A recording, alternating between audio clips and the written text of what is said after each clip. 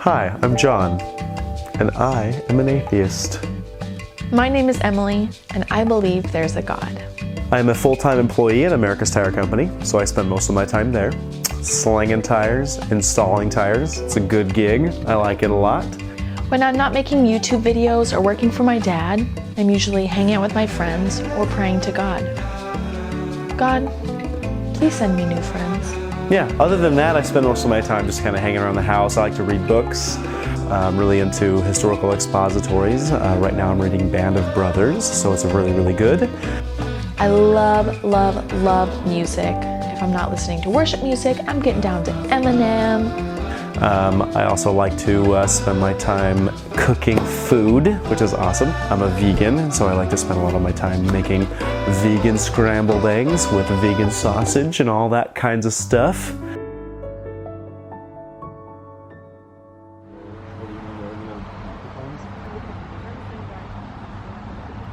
So we are currently in Redding, California at Bethel Church. I wouldn't say Bethel is my home church. Yeah. I think my home church is in Portland, Oregon. Oh. But I really wanted to take you somewhere where I have gone before and Yeah. I know what the service is like. Yeah. So yeah, I used to go here all the time, and I'm going to show you this church, and there's going to be a worship service and preaching. Yeah. And then what are you gonna show me, John, as an atheist? Emily, I'm an atheist. I have my beliefs, and they are what they are, but it's going to be nice to expose myself to something that I'm not used to. And then I'll take you and we'll watch a really cool documentary that is a little bit more critical on religion. Hopefully that'll give you an opportunity to learn as well. Yeah. And then we can talk about it together and still be friends. So all let's right. do this.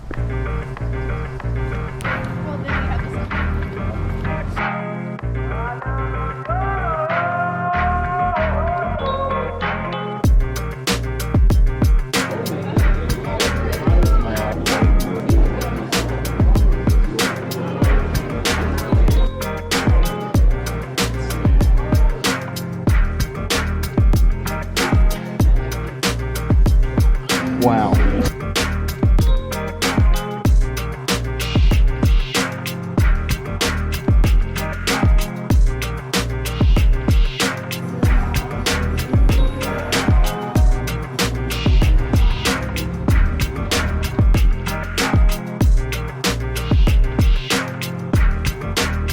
Heaven is so full of needs. I want to wrap the focus on heaven. Heaven, show that. Show up. I wonder how many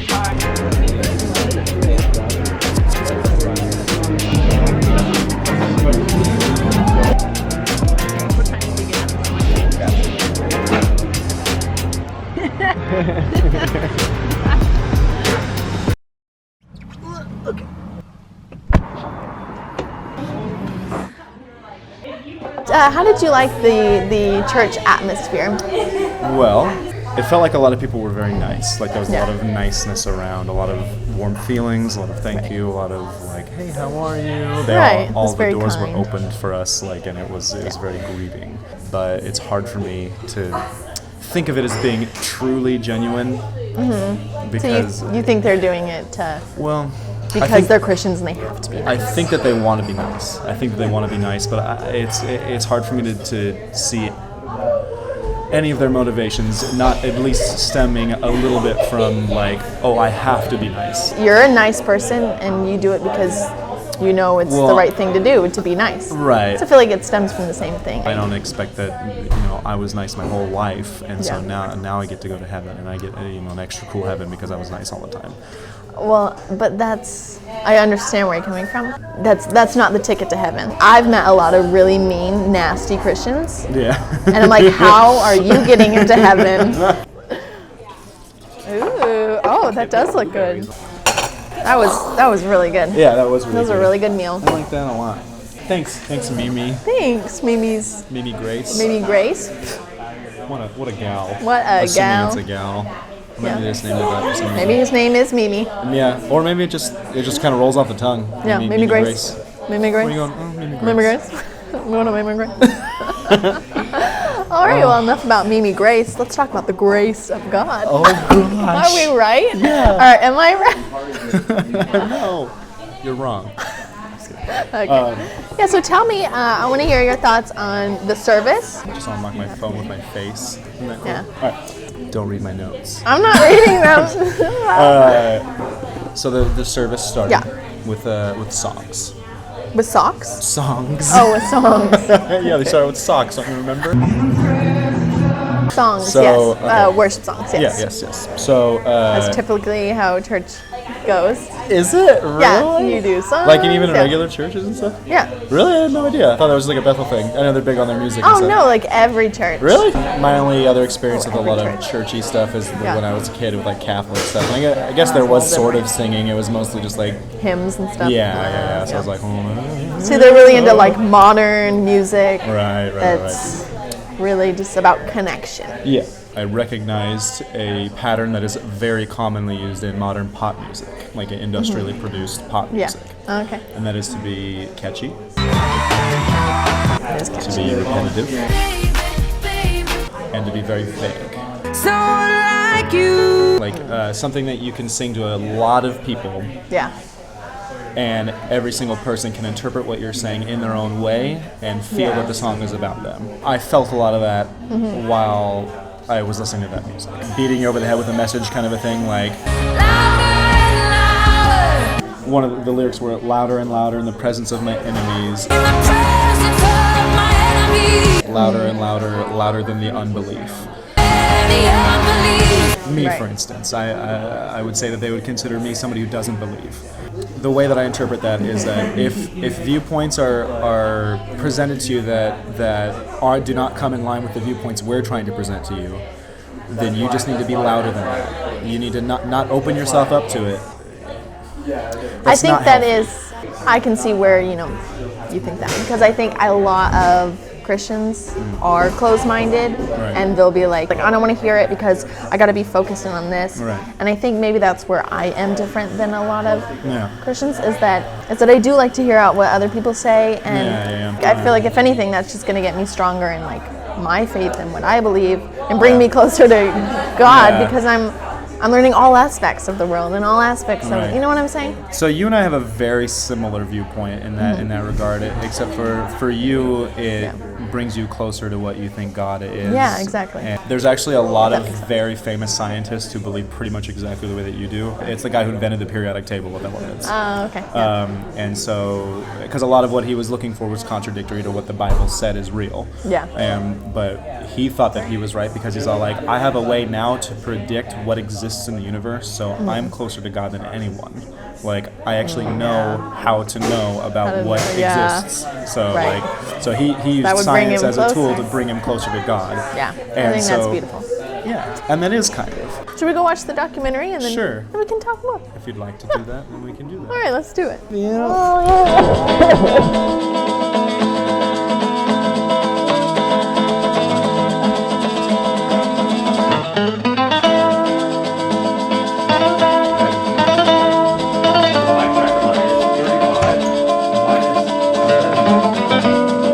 Now that we're back from church, And we're about to get the atheist point of view. let's get our shirts on.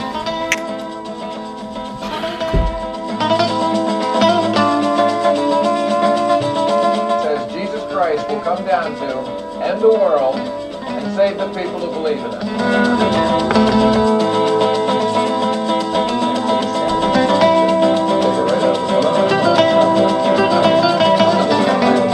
Well, what about people like who haven't had the opportunity to have Jesus even described to them? Like Christianity just isn't a thing to them because they don't know about it.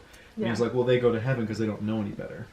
And then I was all like, okay, I get that. So they're going to heaven because they don't know. They're good. Free pass, good for them. And I was like, so then why do you think it's good to let people know about Christianity? Now you've given them a chance to not go to heaven.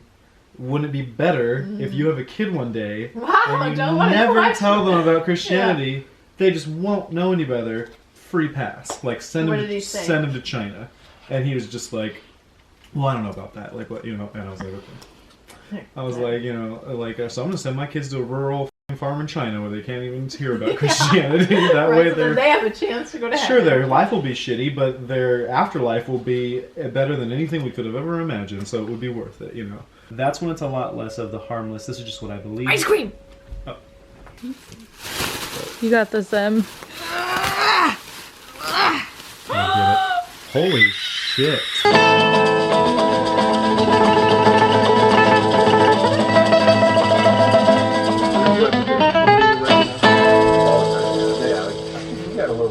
One of the coolest places I've ever been was this cathedral in Wales. And I'm not even kidding, John, when you walk in, like, you're just feeling normal. And the moment you walk through the door, everyone is just, like, silent. Because it's just, like, this thing hits you. The architecture is insane. Yeah. No, it's not the architecture. I'm saying, like, something, just, like, some spiritual something just hit you. And we would just sit there. We sat there for, like, hours. And all of us would just be crying. And just, like... Well, I don't know. I'm sure that it has that effect on people who believe. I'm sure that it would have that effect on me. When I went over the Golden Gate Bridge, I was like, this is amazing. Like, what I'm feeling right now is truly amazing that we can do this. But I've had that feeling too, but they're two different feelings. Yeah. Because I get that, where I've seen, like, the view of Portland, and I'm like, right. Oh, and then, like, even the Golden Gate Bridge, I'm like, wow. Yeah. But it's completely different feeling than just walking in and just...